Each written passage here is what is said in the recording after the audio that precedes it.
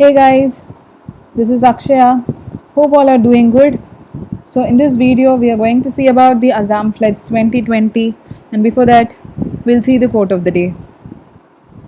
Success is not about how much money you make.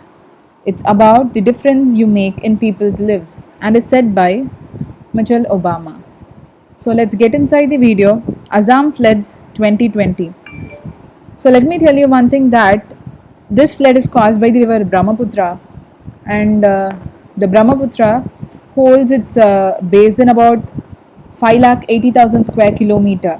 Okay, and it spreads over nearly four countries, that is China, India, Bangladesh, and Bhutan, because it has a diverse environment, right? So in this video, let us see that why, what, and how, when the floods has caused, and what are the solutions and measures taken by our government to manage this. And we'll also see the reasons for this flood. And yes, we'll get inside the video. So before knowing about the floods, we'll have a small facts about Assam. I hope this map on the right side of this clippings will help you guys to understand briefly. So as you can see here in Assam, there is Kaziranga National Park. So it has a very great connectivity with this floods also. We'll know about this national park also in this video. So Assam holds an area for about 78,436 kilometers square, and it shares borders with Bhutan, Arunachal Pradesh, Nagaland, Mizoram, Manipur, Tripura, Meghalaya, Bangladesh, and West Bengal. Let me tell you that Brahmaputra is a river that is starting from Tibet. It originates from Tibet, and then it enters into Arunachal Pradesh in the name of Siang, and then into Assam as Brahmaputra, and then it enters Bangladesh in the name of Jamuna. Later it joins with Padma river and then becomes Meghna, and then it finally drains in the Bay of Bengal. Okay, so these are the border areas of Assam, and this Assam is mainly known for its tea and silk, which is very famous there.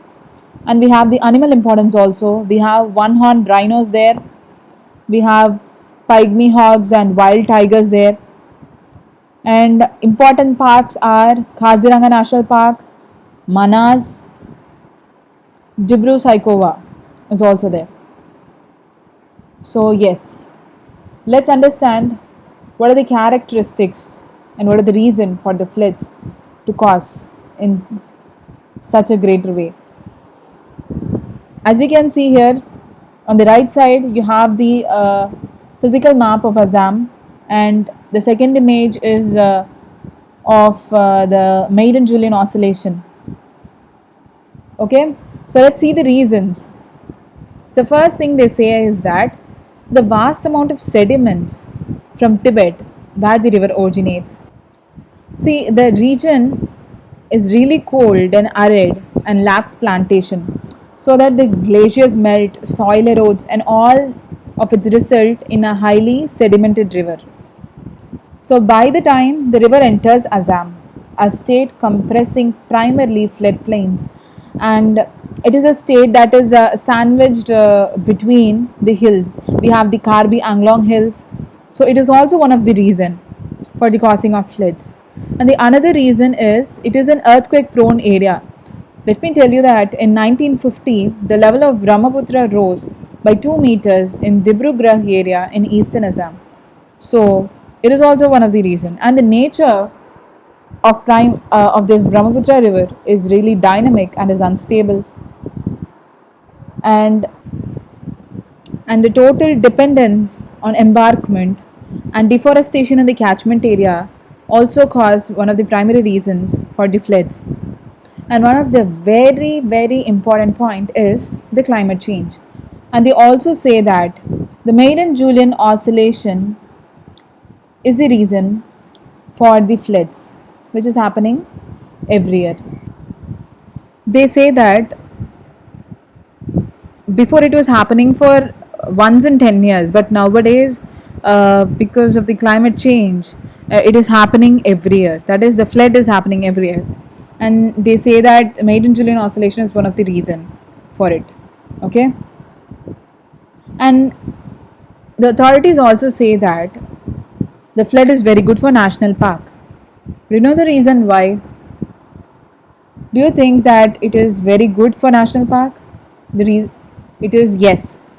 For the enrichment for the Kaziranga National Park's ecosystem, that is for the fisheries and water bodies and riverine ecosystem,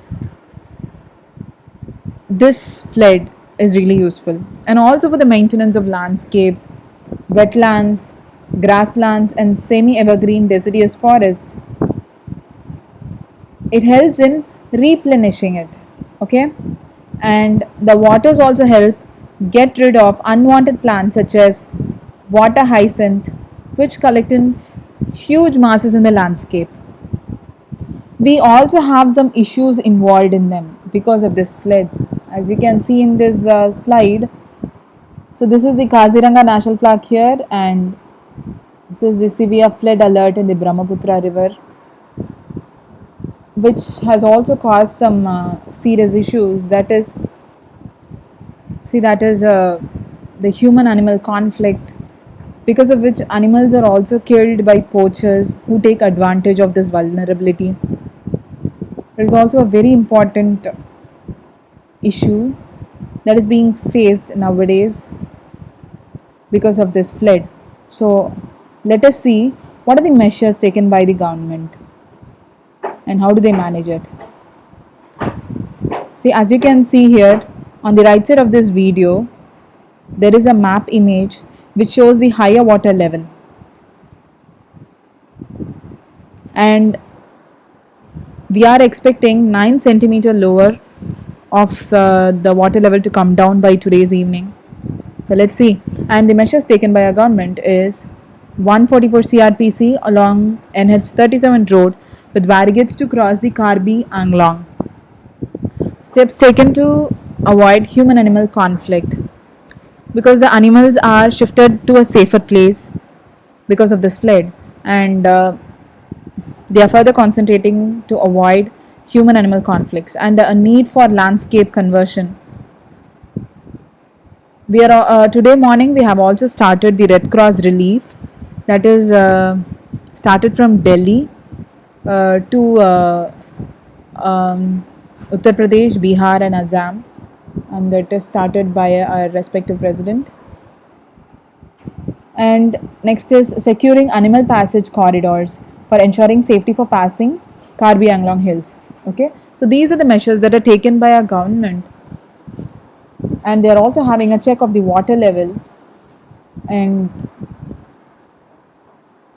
next we are going to see how the measures are handled. See, usually the measures are of three types, that is immediate measures, short term measures, and long term measures. And what does the source say is that most of the time we are concentrating on the immediate and the short term measures, and they say that the long term measure should also be taken into account seriously so that we can further avoid further floods coming in the future. Okay, so what is the funding pattern?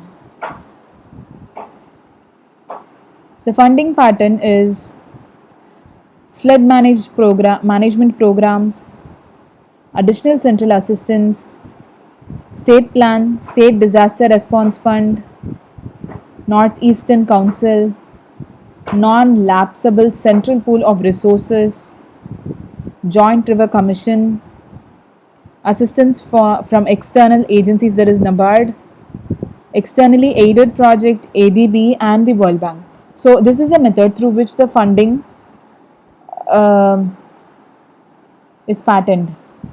Okay, so as you can see here, this is the overall news that is gathered so far about this Assam flood 2020, and they also say that the government has to invest in strong and durable embankments to ensure the situation does not deteriorate every year, and emphasis needs to be put on securing animal corridors and need of landscape conversion. And they also say that The Kaziranga is a very rich grassland habitat and has a primary role to play in supporting the wildlife population. So the serious measures has to be taken in the long term alternatives also. So this is the overall news gathered by me about the Azam Flight 2020. I hope you guys like this video, and I hope this video is helpful for you guys. And thank you. For further videos, like, subscribe, and share. Have a nice day. Thank you.